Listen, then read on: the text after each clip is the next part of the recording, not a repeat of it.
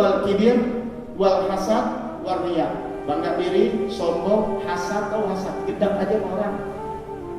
Kalau ada orang intinya, ada tetangga punya motor, hati inti itu kayak sakit, itu hasad tuh.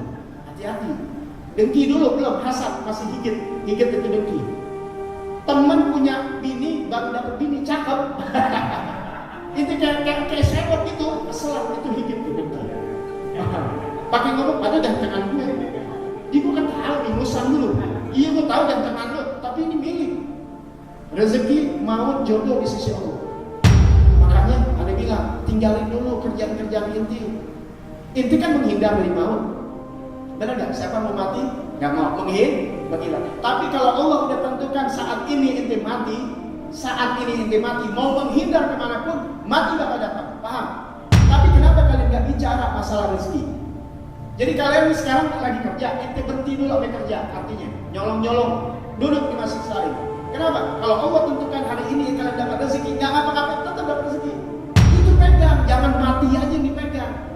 Paham nggak? Kematian dipegang, rezeki nggak dipegang. Jodoh begitu juga, jangan takut jaya. Kita tetap kerjain bangunan aneh, nggak pernah lihat perempuan. Kalau memang saatnya nanti tahun besok ditentukan Allah, kawin. Yang udah moles mulut tiap hari ke perempuan TikTok, banyak sampai buka aurat, gak laku. Bahkan dia obral dia punya dirinya, bahkan akhirnya bukan jadi laku, jadi murah. Barang yang diobral orang murah, barang mahal. Sudah jelas. Kita yang beragama nggak mau nyari yang begitu. Ya, dia obral. Besok kalau lagi jalan obral tetangga. Ini udah paham. Rezeki jodoh udah mau di tangan Allah. Rezeki begitu juga, jangan takut. Kalau malam ini Anda dapat 1 miliar, nggak kemana? Benar nggak? Amin. Punya semangat, niat yang kuat, semangat. Gue bakal haji, gue bakal umroh, gue bakal nikah. Perempuan yang cakep, apa? Solehah dan sebagainya. Itu niat, nggak apa semangat.